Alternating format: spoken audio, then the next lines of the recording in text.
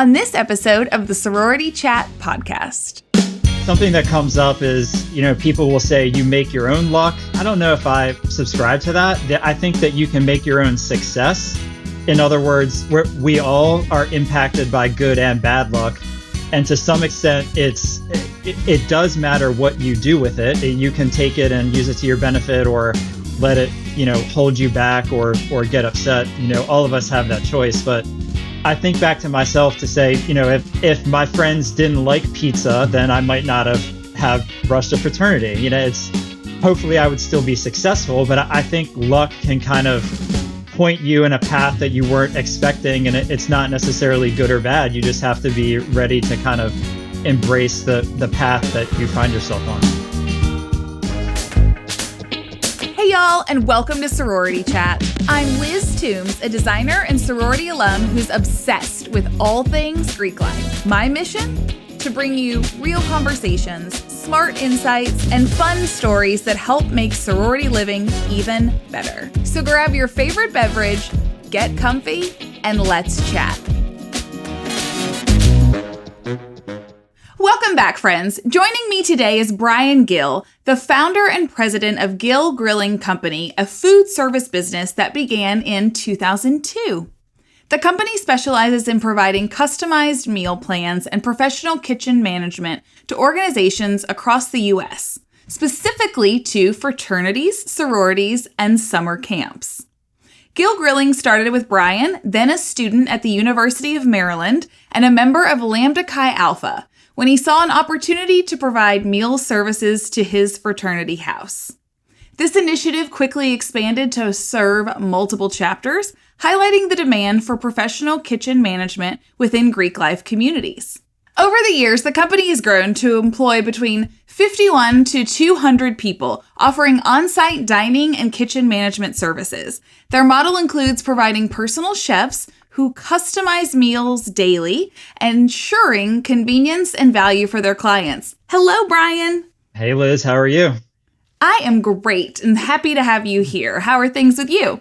Good. Happy to be here. It's a nice kind of break and opportunity to think about some of the underlying reasons that I think all of us enjoy this. So I'm excited. Well, good. I'm happy to have you here and to get to chat. Normally, I only get to see you when we're at housing conferences and kind of scurrying around. So it's nice to have a more relaxed conversation together. I know this is good. Some of those conferences are a little intense, but that's okay. It's a good opportunity to see each other. So very happy to be here. Fair. Good. Well, share the journey of how you got Gill Grilling to evolve from serving the single fraternity house to managing meal service across multiple organizations and multiple states. Sure, I'm happy to do that. And I know from some of your other episodes that you're really big into origin story. So I've been rehearsing so I can kind of give a good story. I love it.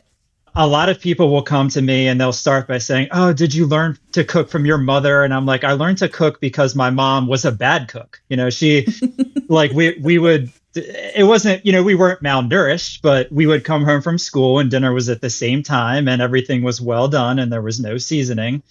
But that was fine. That's all we knew.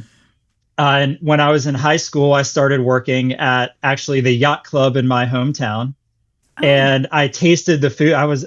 I couldn't believe it. I said that the same chicken that I think that you bought at the same store my mom did, this is way different. What did you do? And they said, well, we put salt on it. And I was like, oh, I'm going to take some notes here. And I just fell in love with the hospitality business. All through high school, worked in restaurants. While I was in college, worked in restaurants. And sort of that's kind of when my background in hospitality met Greek life. So I was never one of these folks who really knew what rush was or knew that I would be in a fraternity my whole life. I didn't really think about it. And in my sophomore year, actually, some hallmates of mine said, "We're going to go get free pizza. Would you like some pizza?" And that was kind of the intro. Sure, I would like pizza.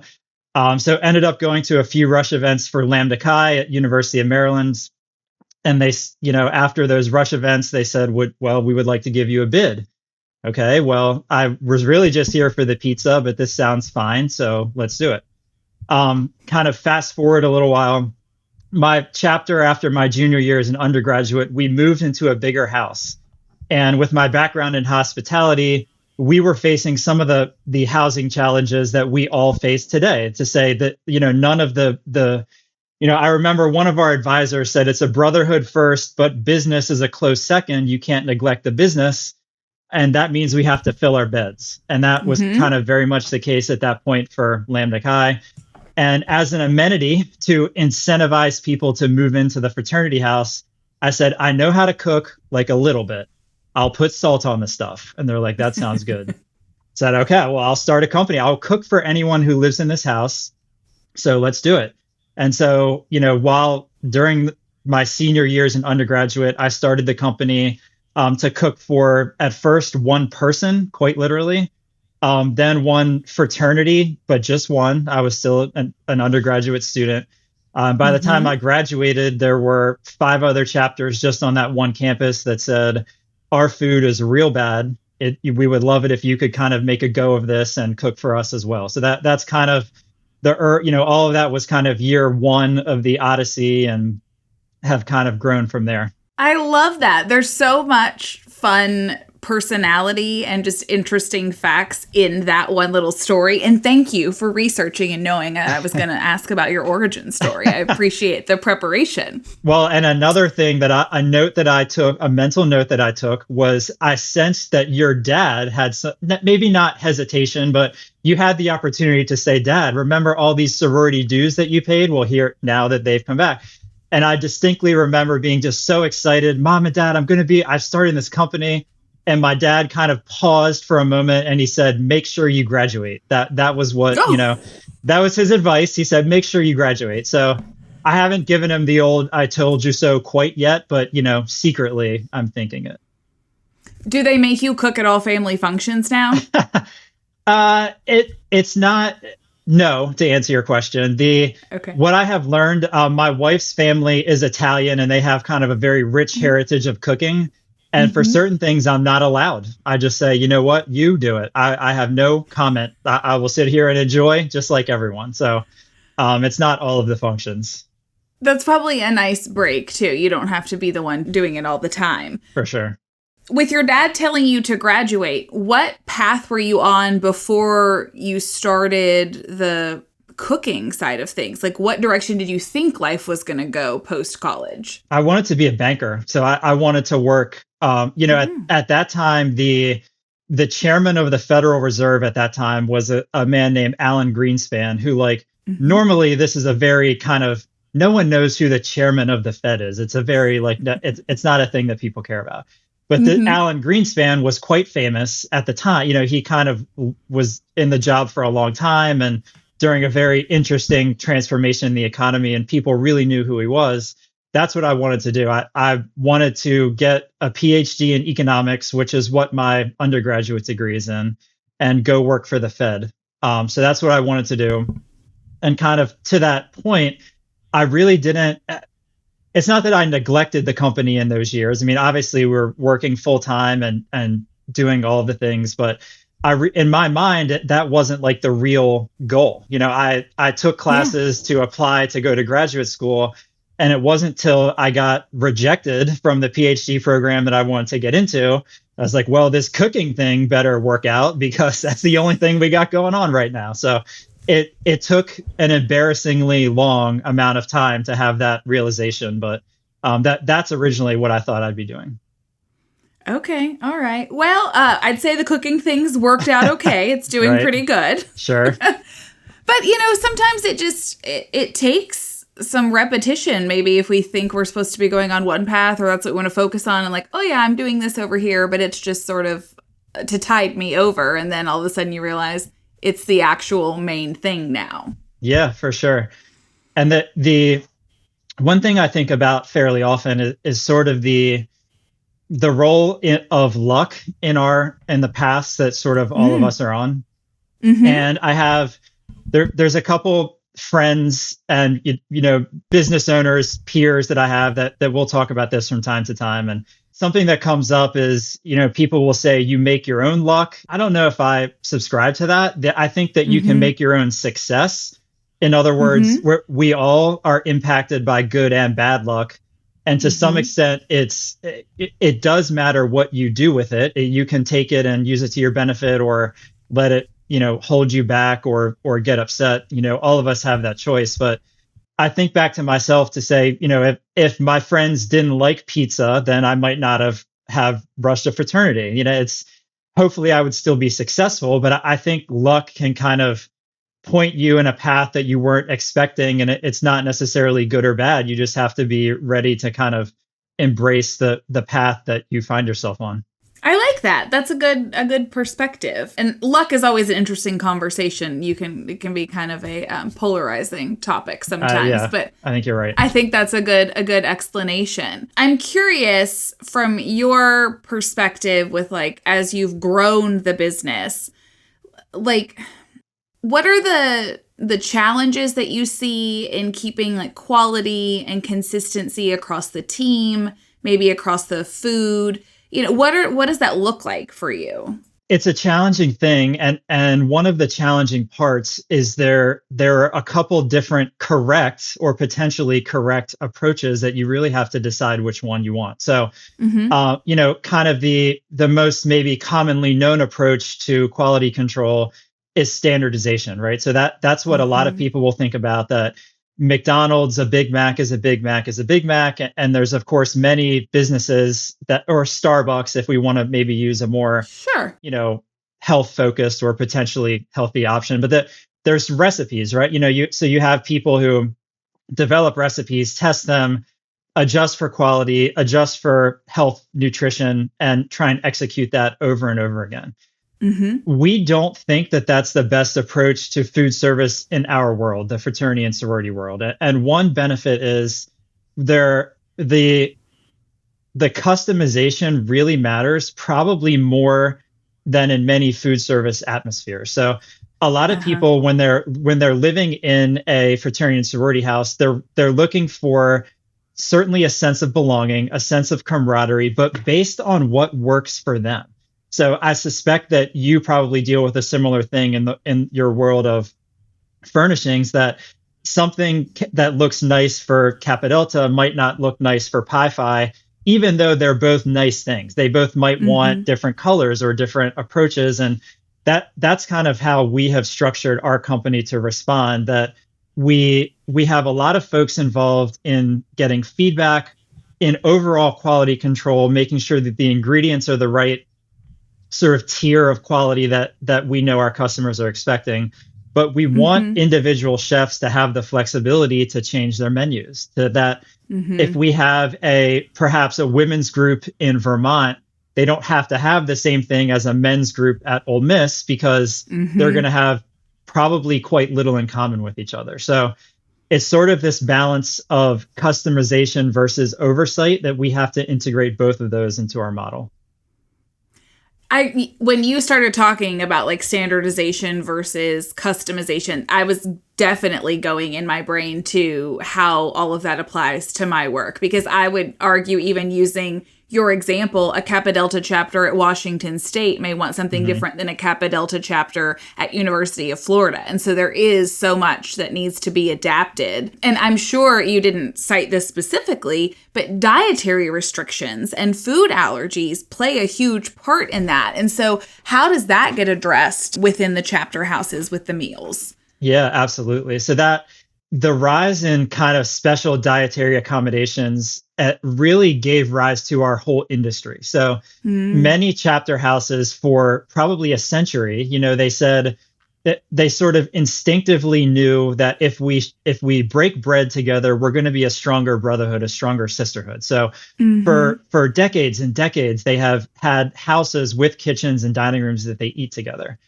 But really, it was for a long time individual private chefs. So the alumni might be the employer, or the house corporation is the employer. The direct supervisor for the chef might be a house director, house mom, or maybe even an undergraduate. And it was that way for quite a while. But really things got more sophisticated, that chefs would say, I want 401k, and the volunteer house corporation would say, we don't know we're not going to do that. We don't know what that is. We can't afford it. But allergies and dietary restrictions were a big part of that not only from a liability perspective, but from a training perspective, that a lot more support was required to execute the meal service that chapters are looking for.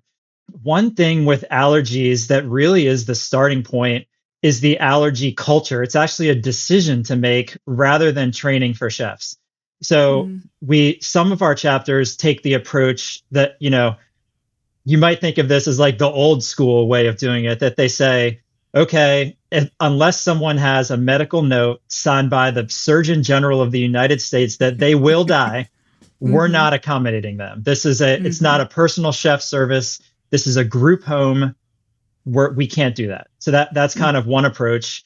The other approach is kind of this overall experience approach, we might say, that we have clients that will say, we don't care if it's a medical need, a trend on TikTok, a health benefit. If they want it, they're paying good money to be here. We need to give it to them. So that's kind of step one, is we say, what culture do we want? How do you want us to go about approving, for lack of a better word, someone's request for a special diet? And besides that, it's just a lot of training and a lot of attention to detail that we go to our chefs and say, here's the different allergies that we have on file. Here's suggested menus that you can use in accommodating them, separate pots and pans if you need them. But it's quite intensive, but it's a big sort of value proposition for our whole industry, that we go to our clients and say, hey, I bet you don't want to deal with 20 different menus on the same day. And they say, I bet you're right. And that, it really helps us to establish why we can, be a source of convenience and stress relief for our clients. Yeah, that's a very good point. I hadn't really thought about why the industry has shifted so much from the individually hired private chefs, because that's what I had in my sorority house in college. And then now the rise of food service companies like yours, it makes so much sense to have a centralized system and to have that support, like you said, because a lot of these houses are run by volunteers and there's so much stress that comes with that. So anything that can be taken off their plate, no pun intended, is very helpful. I'm a big fan of puns. I like how you worked that in there. I didn't prepare any for today, but I did appreciate that. Oh, I hate that, because I was hoping maybe the rest of the conversation wouldn't have all the puns. So you still have time. Right. You can work them in. All right. Yeah, I mean, I think you're right. So that, just like many things in our overall world and life, there's a lot more sophistication in food service for chapters than there has been before. So some of that is on the food that's being served. Some of it is just surrounding employment and I feel like in some sense the world of food service there's a certain glamour to it, or perceived glamour, that there maybe wasn't 30 years ago, that we now have celebrity chefs, which didn't used to be that much of a thing. So there's a lot. I think food service professionals and chefs are a lot more aware of the opportunities that are out there. It's not just, I think Anthony Bourdain called it a band of misfits and, ne'er-do-wells or something like that. It's not just that kind of stereotypical kind of grumpy person who can't get along with the world. It's in fact quite the opposite, that there's people with plenty of opportunities. And with that, they have expectations. They want to have vacation time and employment benefits, and they want to be supervised by an expert and not necessarily a volunteer. So there's a lot of just overall sophistication in professional food service that is, part of the Greek food service world, just like many other things.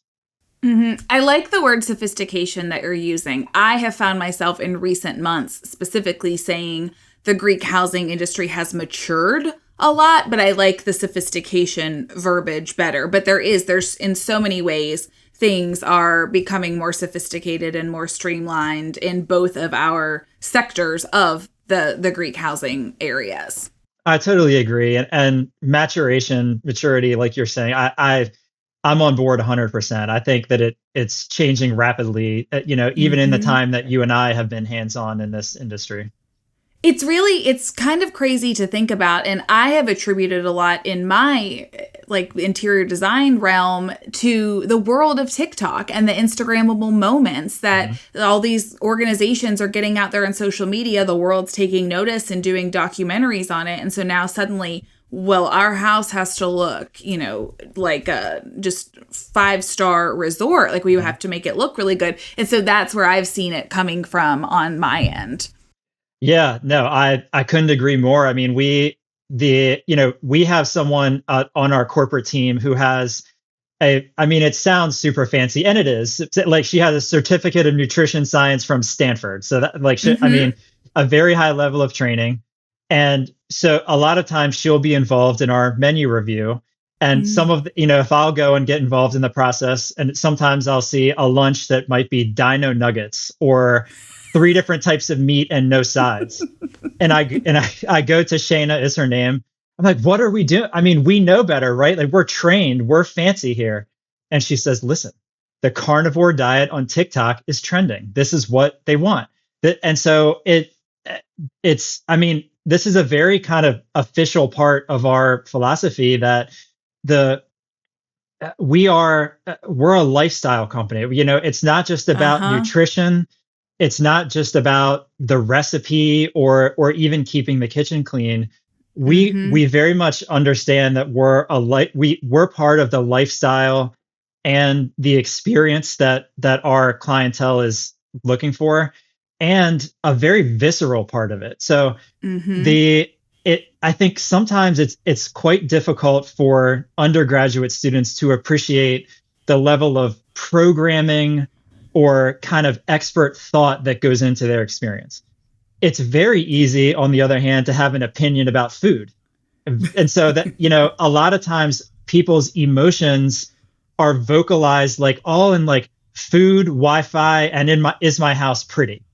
And it's a lot of time, I don't know if you feel the same way, but a lot of times we sort of feel that the reaction to something that we did, while maybe not correct or incorrect, reflects all of this bundled up emotion from other parts of their experience, that this is the only way that a 19-year-old man or woman knows how to verbalize what they're feeling. I agree fully. All of the things that you were saying, there is so much overlap with the food service and the interior design component of this house. And where I see a lot of that emotion coming from is recruitment, things around recruitment, right? Get the house ready for recruitment. Let's stay competitive on campus, and emotions run high there. And so my team is always trying to figure out how can we go a step further to make this easier for them and to take that stress off and let them know, like, we've got this covered. You worry about the other components of recruitment, and, we'll make sure you've got a great space for the showing. Yeah, I do have a question for you along that point, because you brought up something that happens with us somewhat often, is that, many times we'll be on a campus where we work with 10 or 12 clients, a fair amount of the chapters on campus. And they'll come to us and they'll say, okay, we really need to be better than the sorority next door. In my mind, it's like, okay, well, do you want us to poison their food once a month, twice a week? I mean, what are we looking for here? And so it's sort of, and, certainly I'm over dramatizing, but it took a while to kind of develop a unique answer to that, because we try and give maximum performance to everyone. And I think sometimes our clients say, we want a competitive advantage. That how do you, when you come across that attitude, particularly during recruitment, when, stress and competitiveness are high, how do you deal with that, if that's the sentiment that they're sharing? I have not been told those exact words. Typically, they're just saying, we want our house to look better and to reflect us better. And so then I have to dive in pretty deep on, well, what does that mean? How are you using it? What do you want to change? Things like that. So I don't know, that's a really interesting perspective, but fortunately I've not had to face that specific question, or, it also can be relatively simple for me because most of the houses on these campuses are different architecturally, they're different layouts. Now, occasionally we're doing a campus where they're suites and they're the same style. And so sure, we have a cookie cutter layout, but then the chapter themselves maybe want something a little bit different. So That's really fascinating to me that the food part would be like, how do you make us better? Well, and I think our answer has evolved to something that you just mentioned, which is we don't necessarily go and say better or worse. We say, well, what's unique to you? What do you love? What, are a bunch of your members from a certain area or enjoy a certain thing? Let's highlight that unique thing, that we're not better or worse. But if you really want someone in the recruitment process to get to know you, then let's pick your favorite meals or something that highlights, you specifically. Yeah, I think that's the crux of recruitment in general, right? Is there's a reason all these organizations exist. Everyone finds their place where they fit, and they're all unique for different reasons. So let's bring that out in the food, in the design, in our activities, whatever it is that can make that shine. Let's do that. Sure. Yeah, exactly. I appreciate what I hear so much from you, Brian, is I understand you're a food business, but we're not often really talking about the meals themselves. We're talking about the business behind it and the connection with your clients. And you and I have a similar approach to business in that we've been very grassroots and just sort of building in a very natural way. And so how do you think that has benefited you and the company overall? Yeah. So in terms of how it relates to our origin story, originally it was not a benefit. So a couple kind of consistent themes for how Gill Grilling got started sort of are they're really about not seizing an opportunity and being naive to really perhaps what we should have been doing at that time. So a lot of people now watch the show Shark Tank, right? It's very famous. I can't watch it because it gives me too much anxiety. I feel like I'm not working and my competitors are, so I don't watch it. But, of course, on that show, someone with a new business will come on and they'll say, even though right now I only have $1 in revenue, with your help, Shark, in 1 year, I'm going to have $1 billion. And they, of course, I think most people's reaction is, for this silly gadget, no, you're not. And you sort of judge them secretly. But I think the benefit of that mindset is you say, if I'm going to grow, this is what it's going to have to look like to grow. And it's a very important part of starting a business that I did not do. So when I started this company, I was 2 weeks past my 21st birthday. I said, what rhymes with my last name? Oh, grill. Let's do it. And that's how the name came. We don't grill anything. We don't sell grills. People make fun of me for it all the time. But I wasn't thinking, I wasn't thinking kind of big. I wasn't thinking big. I didn't have a grand vision. I didn't have a grand vision when I joined my fraternity. So that in those early days, being grassroots was a mistake. I mean, we have been a professional Greek food service company for longer than I think every other company that's currently left standing in the market. Yeah. We're only, and I say only in quotation marks, we're only the third largest, despite being one of the oldest, if not the oldest companies doing it. And in the early days, that was probably a missed opportunity. That if I would have had the wherewithal to say, if people are hungry at University of Maryland, what if they're hungry on other campuses too? Like, do other people eat? And it didn't cross my mind for years. That thought did not cross my mind. But you are 100% correct that we don't really think of ourselves as a catering business or even necessarily as a food business because it's rarely about the recipes. It's more about the relationships. Yeah. Or I guess if you want to think of it from a food perspective strictly, the food has to work with the previous day's food and the next day's food. So it's not just about the same recipe over and over again. It's about flexibility, professionalism, and the relationships. But sort of because of how we evolved, now being grassroots is a very intentional part of what we do. So we don't have a full-time sales force. We don't try and grow more quickly than we know that we can handle. And it's very on purpose that we think that the service parts of this are so important. The experience parts of it are so important that we don't want to jeopardize our ability to provide that just to grow 1% more than we would have otherwise. So it's a very intentional part of our business now to say, all right, of all of the budget that we have to work with, we want to spend a lot of it paying our great people. We want to spend a lot of it getting great food.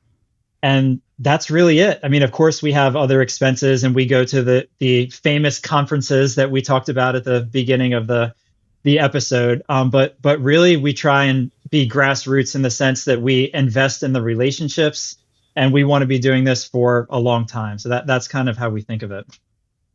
Yeah, I like that. I think that it's a smart way to go and a controlled way to grow. And again, like I said, I think we're like-minded in that, because I know that's an approach that I've taken as well.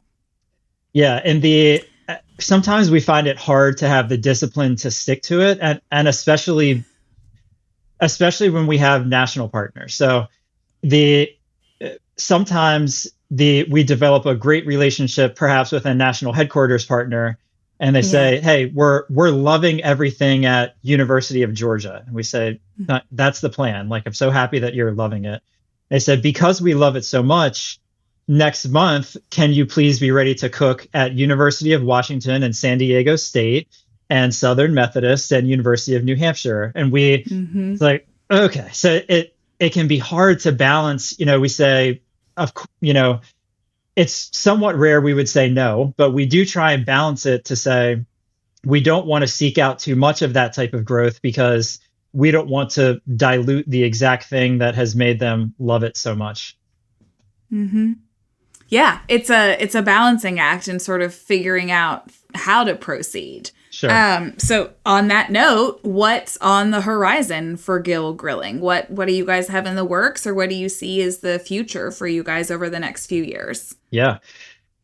So a couple years ago, we broadened our horizons by introducing a couple new capabilities for the company that still sort of maintain the core strengths that I think make us great. So one fast growing area is whole house cleaning.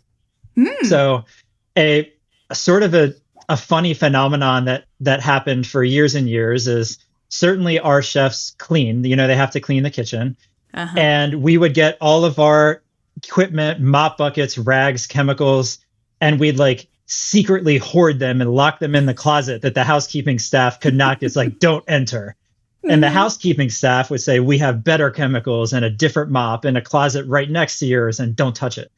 And it was a strange dichotomy. And, again, it took an embarrassingly long number of years to have the thought, what if there was only one mop, right? I bet that this would be better for the chapter, that it would keep their costs down. They could have a single point of contact. So a few years ago, we introduced that service, and it's been growing quite rapidly and working out great for us and our clients. Nice. Another thing that really has been keeping all of us busy is our summer camp service. So I'm glad you brought that up, because when I was reading that in your bio, I was like, I want to get to this. Sorry, go ahead. Yeah, no, it's been wild. So we had always done some work in the summer where groups would rent out chapter houses for sort of, you might call it summer programs or summer internships, that student groups would come and live on chapter houses in campus, and it would be a daytime, very similar to what we would do during the academic year. But what we found really in the past 5 years is our chefs were seeking to create year-round stability for themselves by working they didn't want to have off for 3 months in the summer. We didn't want to, quote unquote, overcharge our clients just so we can pay the chefs 12 months out of the year, even, despite how badly we wanted them to have that income. So our chefs, they said, I found this camp.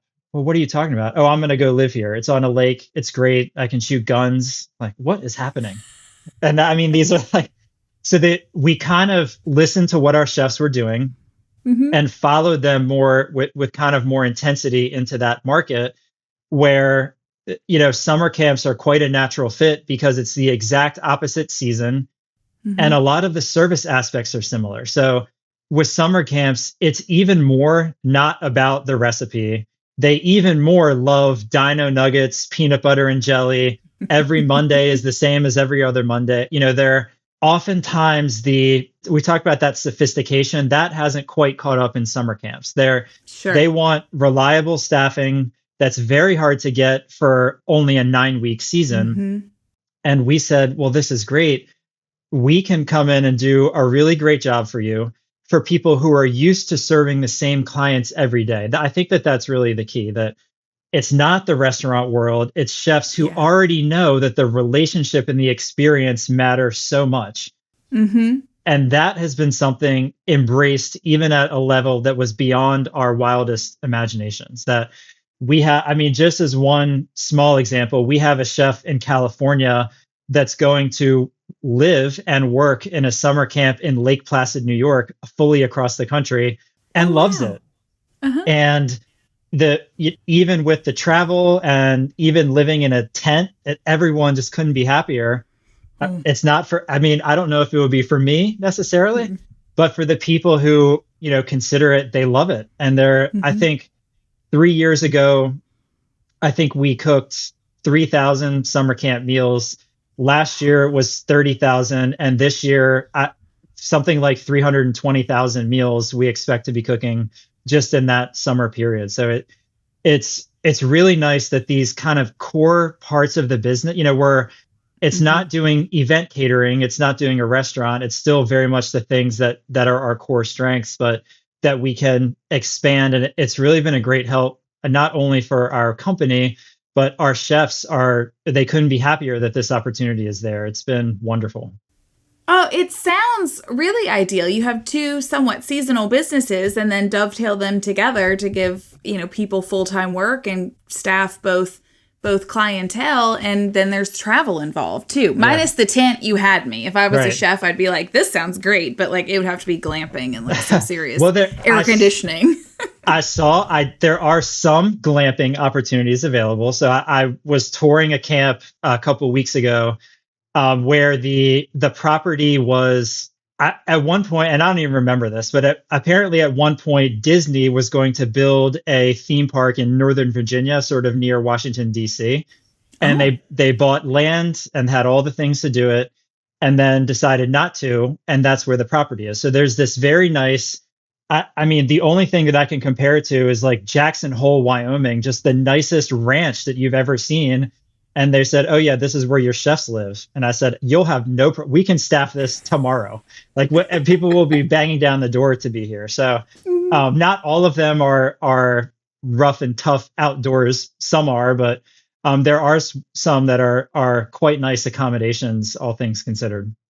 Well, that sounds very cool. Jackson Hole is more my vibe. Out I understand. That whole thing. All right. For listeners, Brian, is there any, what's your top piece of advice for if there's a house director or a house core board member listening? What is your top piece of advice for them and how to up-level their food service or to deal with their food service folks, communicate better, something in that realm that they could walk away and learn from you? I think my top piece of advice is don't be afraid to collaborate.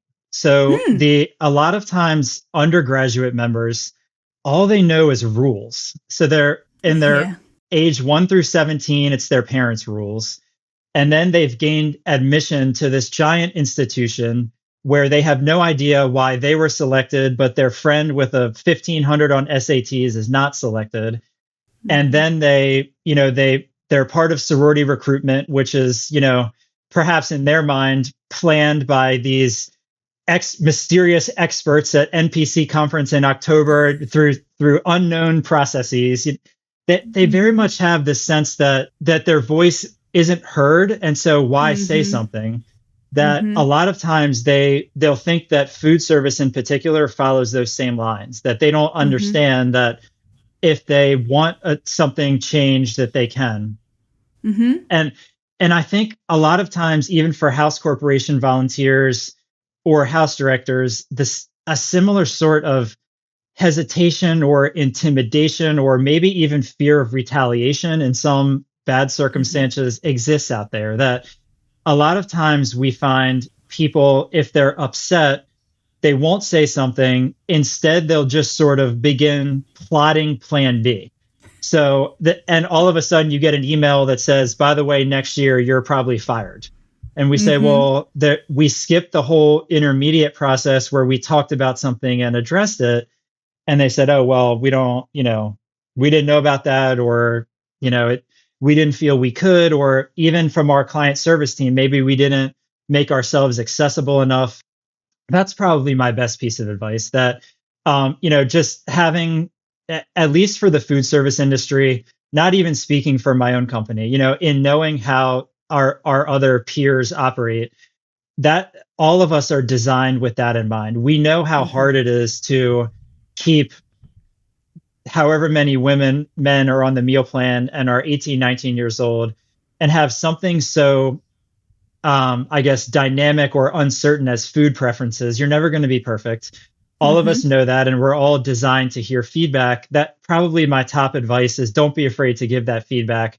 That's what we're all here for. We're going to act on it, and we're going to do everything we can to kind of incorporate what we're being told is what they like. Yeah, I think that's very good advice. And I think that just some communication and collaboration goes a long way and changes everyone's experience on both sides of the situation. Sure. Where can people connect with you if they want to learn more about Gill Grilling? The best place is our website, gillgrilling.com. So any misspellings when they're typing that in, and they'll probably end up buying a grill, which is not our, of course, that's not our intent. But yeah, that's the best option on the website. And even, to your point about grassroots, all of our website contact forms, all of that jazz comes straight to me. So people can rest assured that their message, their concern, their inquiry is not going to get lost in red tape or filtered by a person who doesn't really care about hearing them. It'll all be heard, acted upon, and valued. Nice. And then are you all on socials, Instagram, TikTok, Facebook, any of that? We are. Instagram is Gill Grilling Co. The others I would have to look up for risk of saying the wrong thing. But luckily enough, our name is sort of silly and unique enough that if you type in anything related to Gill Grilling, hopefully it won't take too much. But hopefully at least we're the number 2 result that comes up. I would say it's a good bet. Also, You mentioned potentially typos. We'll have all of this in the show notes for people so they can just copy and paste it over and find you with ease. See, this is a professional podcast. This is great that you can edit over any of my errors. I like it. Thank you so much, Brian. I really enjoyed getting to talk with you, hear your origin story, and to share it with our listeners. Thanks for having me. It was a pleasure. I enjoyed it.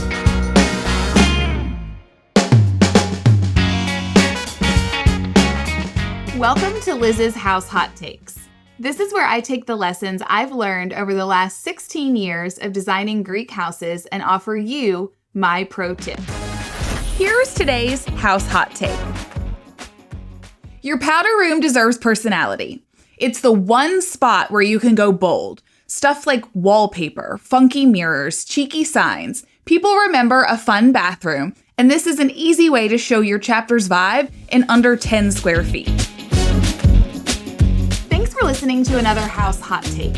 For more inspiration, check out the PDR Interiors Instagram or TikTok. I'm Liz Toombs, and this is the Sorority Chat podcast. Catch you next time.